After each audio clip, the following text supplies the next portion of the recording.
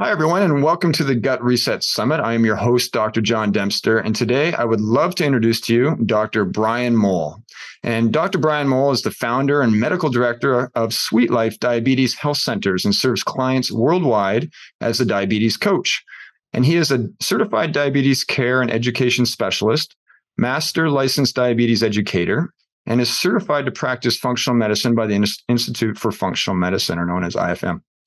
And for over 20 years, Dr. Mowll has been helping people around the world to optimize their health, their metabolism, control their blood sugar, and reverse type 2 diabetes using a natural, personalized lifestyle approach. So welcome, Brian. Thanks for being on the show today. Thank you. Appreciate it, John. Always happy to be here with you and looking forward to the interview. Well, listen, I know we're going to dive into a ton of things that are going to be, I think, blow a lot of people's mind today. But the first question I know people are asking is like, well, what does diabetes have to do with gut health? What does blood sugar have to do with gut health? But I know we're going to talk a lot about all of that and metabolism. And this is such a key component to optimal health and not only looking our best, but feeling our best and preventing disease. So tell us a little bit about what's going on with metabolic and gut health. Yeah, that is certainly a big topic, and I think one that needs to be studied more, but it's starting to get more and more attention. And metabolic health is a major plague right now to our world. We have somewhere between 5 and 10% of the population is considered metabolically healthy, which means, upwards to 90 to 95% is not. There was 2 studies done in the past 5 years. One said about 12% of US adults were metabolically healthy. The other one said it was about 6%. They looked at cardiometabolic health.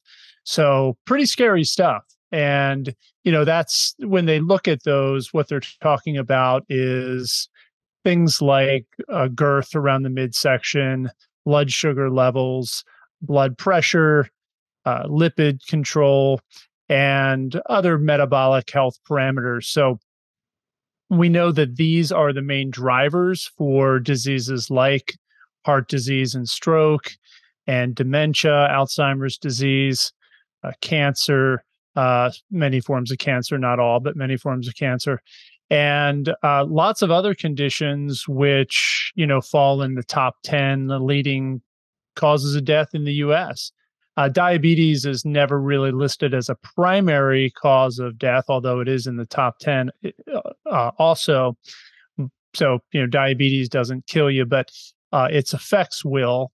And one of the things we've learned from these new research studies is you don't need to have diabetes. You can really just be in that pre-diabetic state or insulin resistant state with possibly small elevations in blood sugar or no elevation in blood sugar, but other metabolic health, negative metabolic health markers, and still have those same risks. So I think everybody listening to this, it should be on your radar as something to watch out for.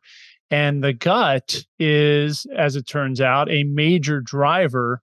That would be an unhealthy gut is a major driver for metabolic disease. Yeah, and thank you for those stats. Those are powerful and mind blowing. We need to be paying attention to our metabolism, and this summit is passion. I'm very passionate about the topic of gut health in terms of digestive health conditions, but also in the fact that if we can improve our gut health, we can, as you were going to show us today, we can reduce the risk and improve our health overall, and really just take down a lot of these chronic degenerative conditions risk big time if we look at the gut first. So what's going on with the microbiome? Let's kind of maybe open up that conversation a bit, and metabolism.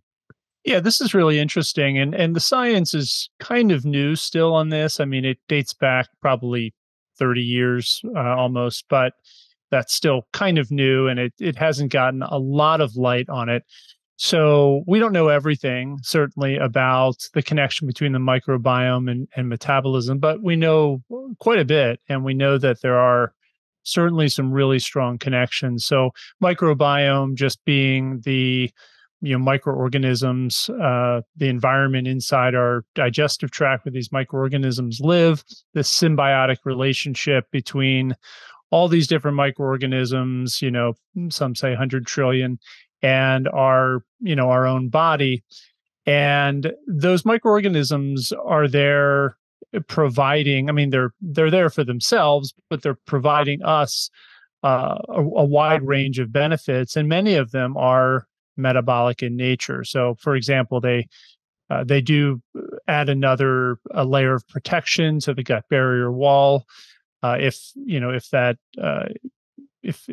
have a healthy microbiome, that is, they help us to not only help us to, but they control how we break down foods and how we extract nutrients from those foods. There are, for example, some microorganisms that help us extract nutrients, and then others which will break down something like starch more quickly. So those, can have various effects on our blood sugar and overall metabolic health. They can either drive inflammation. Some will, produce more lipopolysaccharide, for example, which gets into the bloodstream and then drives inflammation, has been tied to type 2 diabetes and insulin resistance. Others will suppress the production of LPS.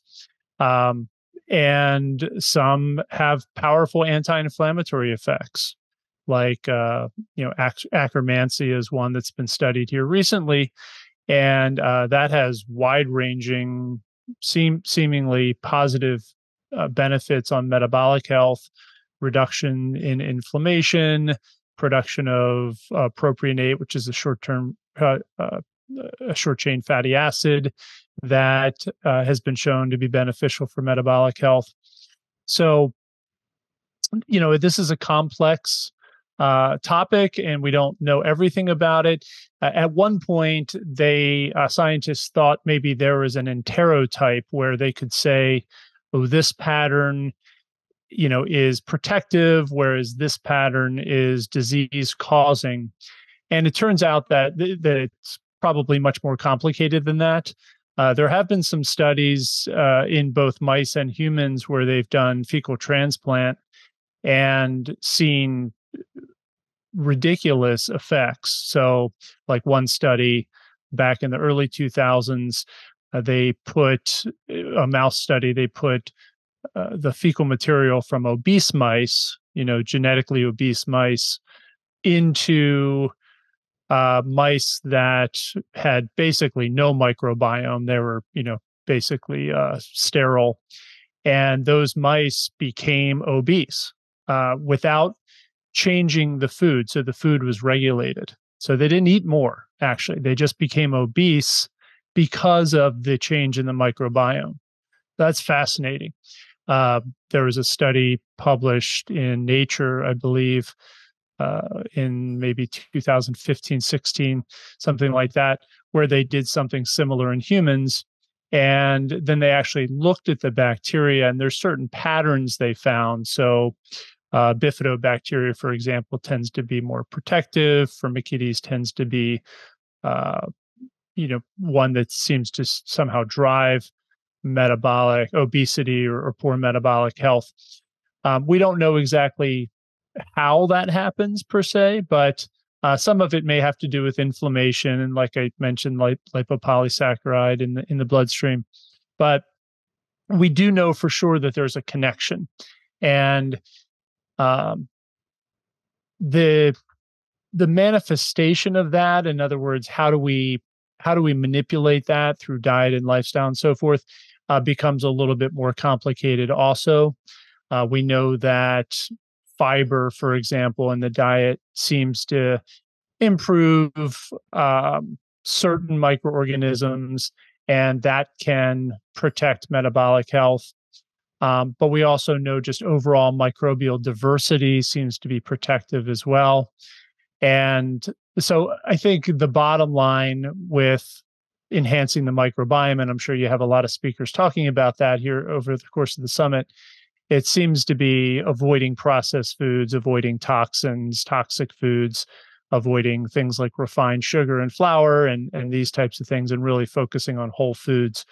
I mean, I think in the simplest terms, that's probably what the current data shows improves gut health, and things like polyphenols can be helpful in enhancing the production of Akkermansia and some of these other positive microorganisms. And what's awesome today, and I also practice in a functional medicine space, and so we're able to leverage technology and tools and lab tests to help us identify where these imbalances are, often Right. with the biome. And it's still, in my opinion, I think this is still a technology that's going to be continuing to improve over the next, even 5 years, 10 years. But we can already gather some very powerful insights when we measure these microbes. And, there's a term that gets thrown out there a lot. It's called dysbiosis, Brian. And I want to hear a little bit more of sort of your take on how dysbiosis impacts, obviously how it impacts our gut, but how that in lieu will impact metabolism. Can you shed some light on that term? Yeah. So I was talking a few minutes ago about microorganisms like Firmicutes. People are aware of um, others that are associated with an unhealthy gut. So dysbiosis just refers to an imbalance in the microorganisms of the gut, and that can be like low diversity, where um, you just don't have the wide array of species in the gut, which seems to be protective, or there can be an overexpression of perhaps a certain microorganism that's kind of takes over the gut. So, like we think of Candida, for example, as a sort of classic example of that.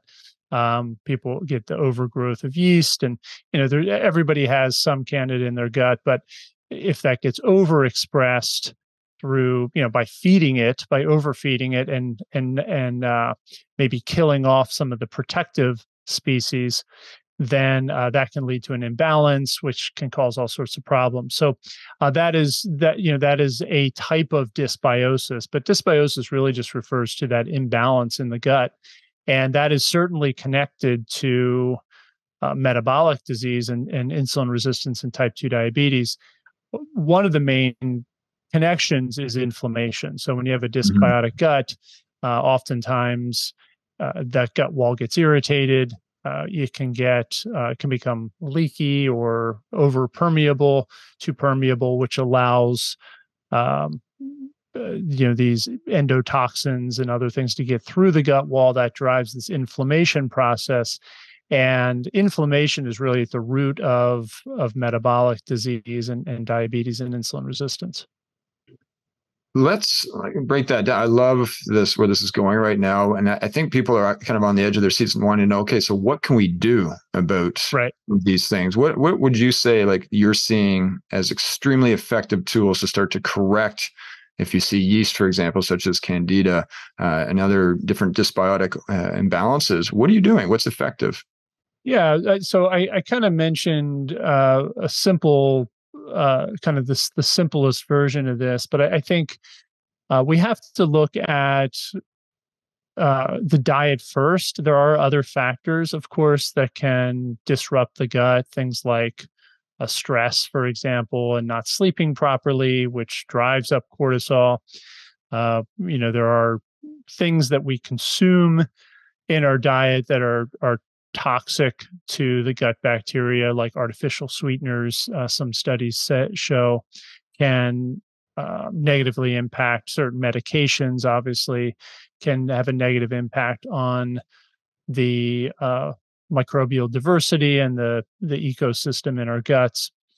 But I think overall, diet plays probably the biggest role, and we want to feed healthy bacteria, and we want to try not to feed the unhealthy microorganisms that can sometimes get overproduced. And I think in the simplest terms, it's processed foods that drives most of the problem. So that would be things like refined sugar, added sugars, refined flour and flour products, and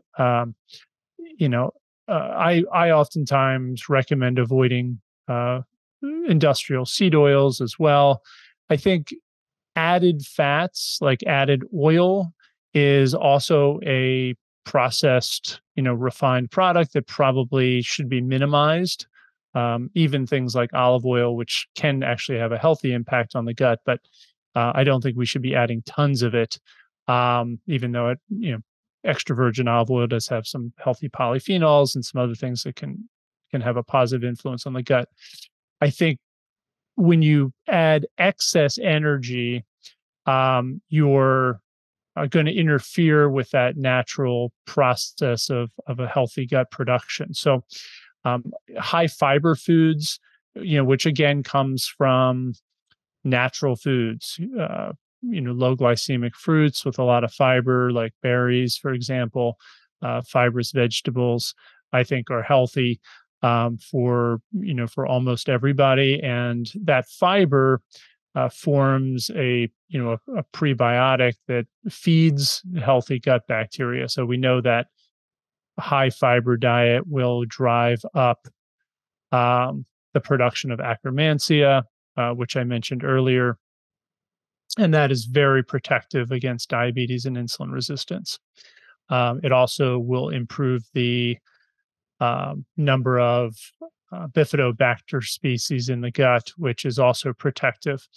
There's some drugs that are getting a lot of attention right now, which are the GLP-1 receptor agonist drugs like semaglutide, Wegovy, and Ozempic.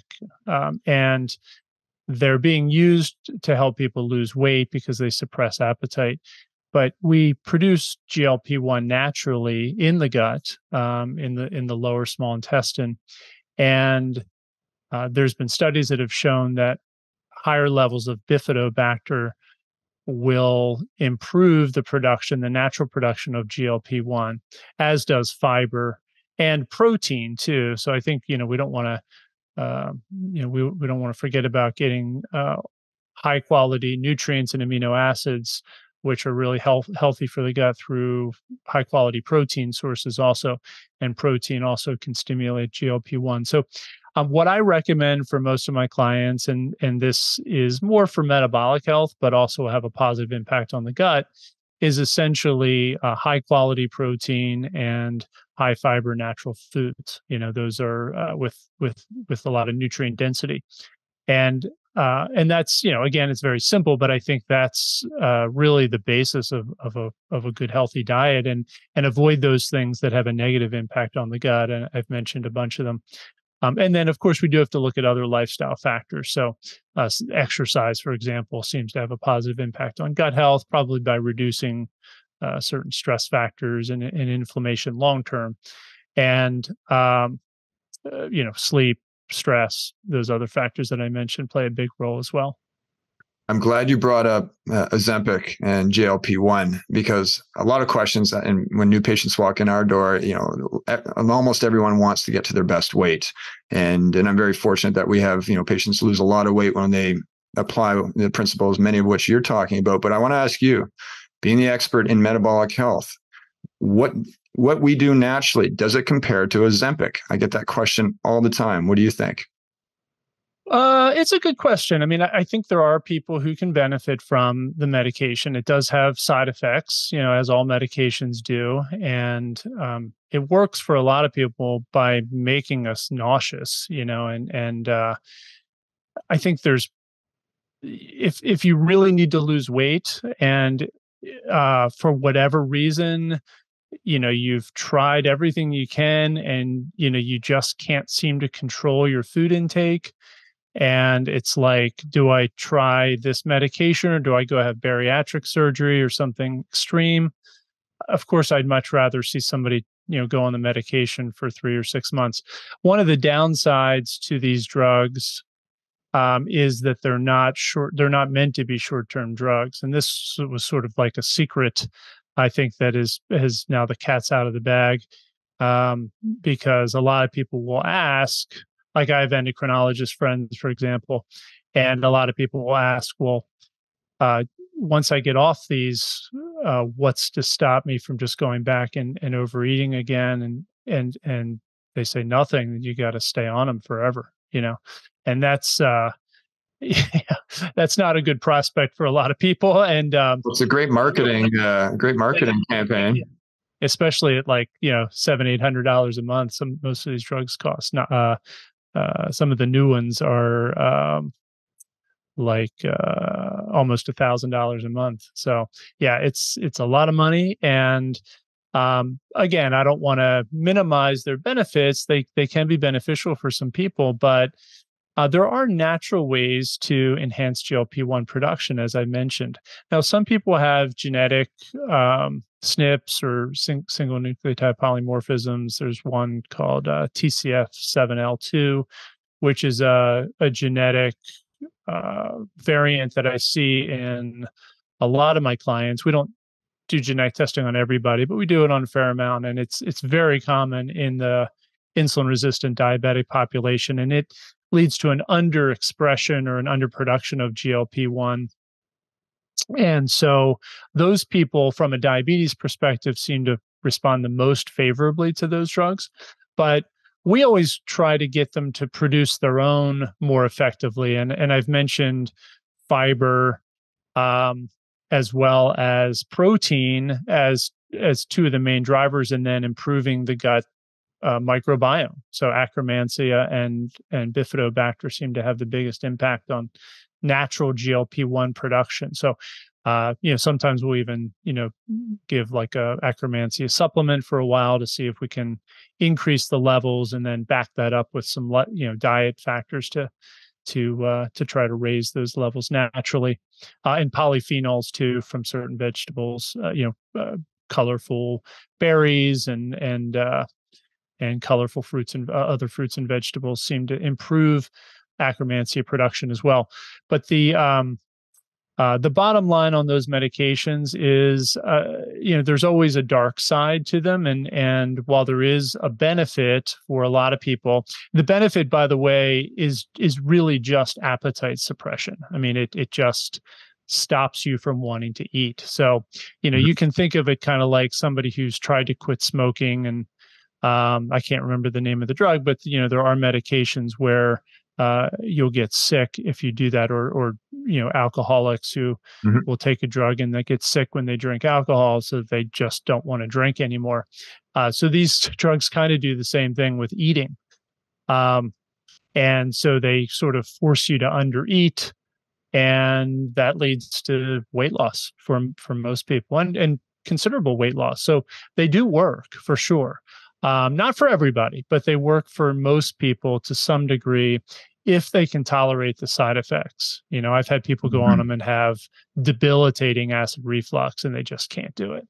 And I don't want to start to see polypharmacy where you're medicating this side effect and medicating that side effect. So, I'd rather find another way to help them get the weight off if that's what they need to do.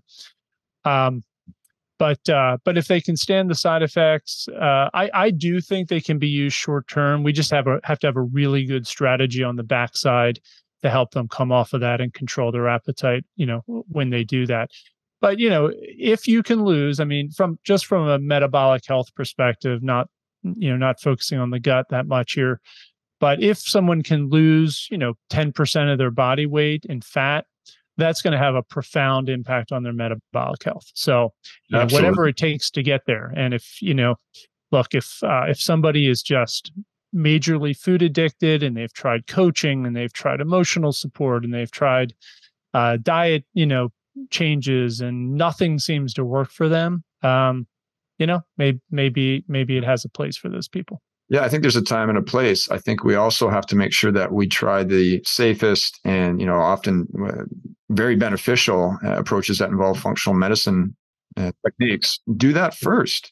There's no anti-drug philosophy out there. There's a time and a place for these things, but these things there's no free lunch, as they say. There's a cost to your body, right? So if we've exhausted every avenue and we need Ozempic or whatever else that might be, we just support our patients while they're on it. But it's all about being pro-health, not, the quick fix is often dangled in front of us, and it can be very alluring when we see these commercials. But we have to understand the science, and working with a professional like yourself navigate the questions and navigate the, almost the intricacies of each biochemistry that each person presents is really important. Yeah, and there's some things we don't know too. Just to make quick last statement on this.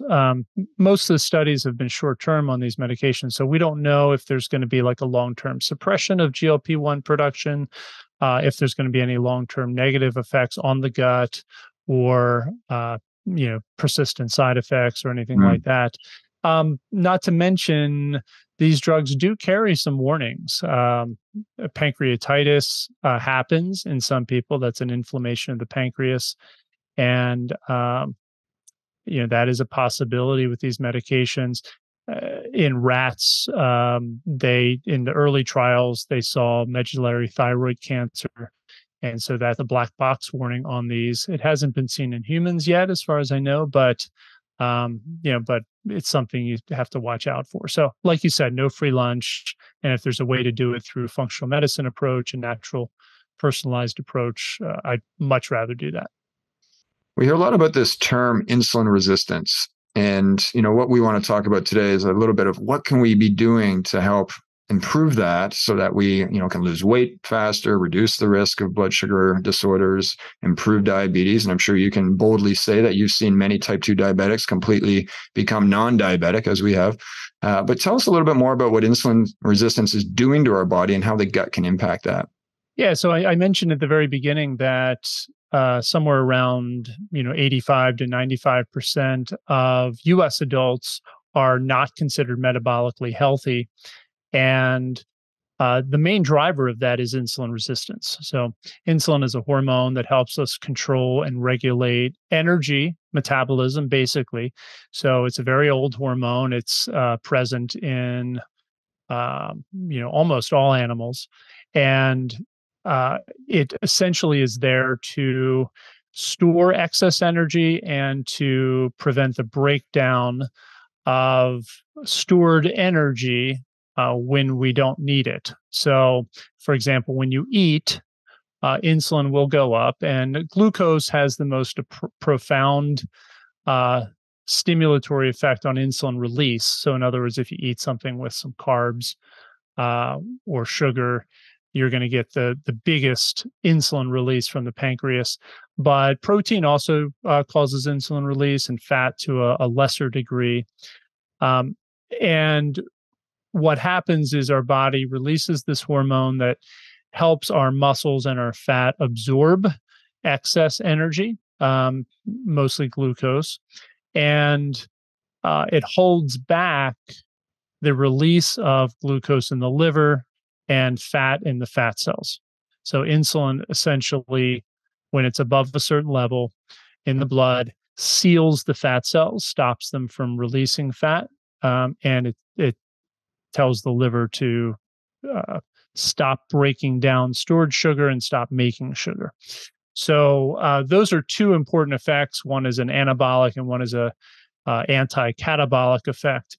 And they essentially allow us to keep a certain level of energy in our bloodstream. When I say energy, I'm mostly talking about glucose and fatty acids. Those are the two primary energy sources. And insulin is involved in the homeostasis of both of those, so the sort of the balance. And so what happens over time is certain cells in certain organs can become less sensitive to insulin. And there's different drivers for this. One of the primary drivers is inflammation, chronic systemic inflammation. Another is fat accumulation in places that we're not supposed to have a large amount of fat mass. So fat is supposed to get stored in subcutaneous tissue right under the skin. So, the fat that you can squeeze and jiggle right under your skin. That fat seems to be pretty inert. It doesn't seem to cause any problems. It may not be nice to look at for some people, according societal norms and all that. But it's not necessarily unhealthy. That's where fat's supposed to go when we have extra energy. But when you overeat processed foods, high levels of refined sugar, and you combine high energy, highly palatable foods like a lot of the foods that are in the standard American diet and kind of the standard diet around the world now, we end up we get this huge excess load of energy, and we end up storing it in places that it's not supposed to be stored. So in and around our organs, that's called visceral, adipose, or visceral fat. And then inside of our organs and our muscles, that's called intra-organ or ectopic fat. And that drives insulin resistance as well. So those are probably the two main drivers. There are toxins that can block insulin signaling as well, but I think those are that's probably less common than these other two. So chronic inflammation, and then what's called lipotoxicity, or this accumulation of fat. And by the way, you don't have to be overweight or obese to have excess fat in your organs or in your viscera. There's a pretty common condition, affects about 25% of people with type 2 diabetes and insulin resistance, where they look fine on the outside. They look not super lean, but they look thin. And but they have fat in their liver, for example, or around their organs, and that's driving insulin resistance and can eventually lead to type 2 diabetes. So that's what causes the insulin resistance. That inflammation can come from a variety of areas. So you can have chronic infections. You can have food sensitivities. You can be, sometimes certain toxins can drive inflammation. But one of the main causes of chronic inflammation, if probably the main cause, is gut dysbiosis and leaky gut or hyperpermeability of the gut. So there's a really strong connection there between those two. And oftentimes the gut is just completely ignored in metabolic health. I mean, your primary care physician, endocrinologists will not even mention it as a driver. They probably won't even mention inflammation, but they certainly aren't going to mention the gut, unfortunately. So, I think one of the benefits of a functional medicine approach is we're going to look for what's causing the inflammation, which is driving the insulin resistance. And many times that is, it is centered in the gut. Powerful. Thank you. We've touched on diet. We've touched on exercise, even touched on stress and how that impacts not only metabolism and gut health. Are there any specific supplements that you leverage at all that you find more and more that you're leaning on? I know it's always a customized approach in a sense, but is there anything that you see to be almost essential when it comes to treating this type of condition? Yeah, it's a good question. I think I've mentioned fiber and polyphenols, and I think those are two powerful groups of compounds that can be helpful to improve gut health and metabolic health. Fiber is maybe a little bit controversial. I mean, there are people like in the carnivore space, for example, who say fiber is totally unnecessary.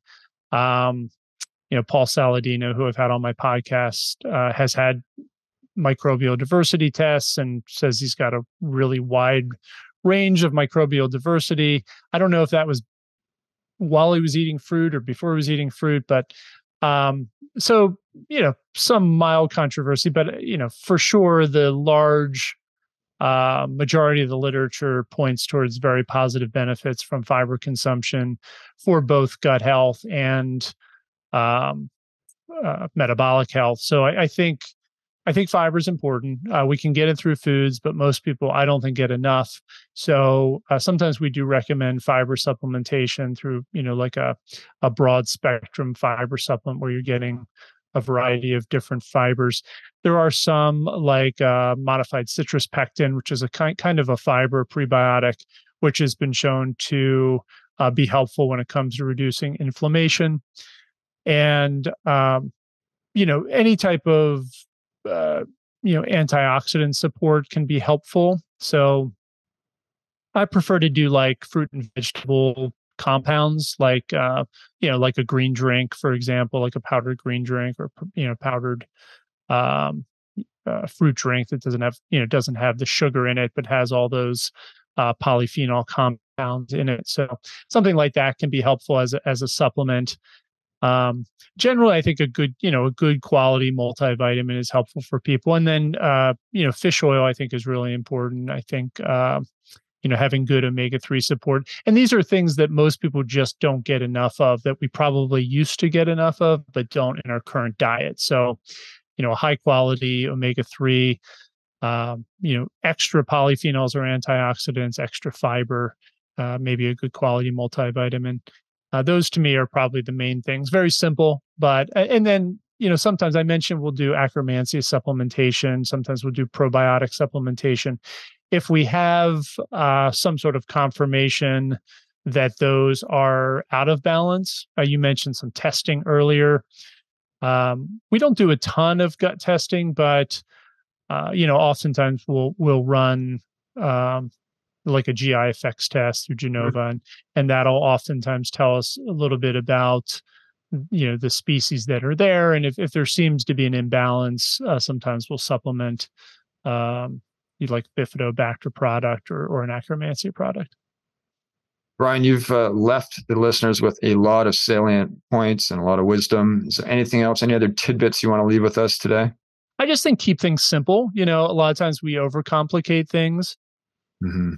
And I think really, I've mentioned it a few times, but eat quality foods, reduce your stress, get plenty of sleep, exercise. I mean, I know those things are the things that we pound in over and over again, but it really does make the biggest difference. We talk about health leverage, and those are the longest levers when it comes to health, gut health, metabolic health. If you're overweight, significantly overweight, and you have some negative metabolic health markers like high blood sugar, high hemoglobin A1C, high insulin levels, if you test insulin, then you definitely want to lean down. I think that's really important. Some people are okay being overweight and they seem to be metabolically healthy, but a lot of us do need to lean down.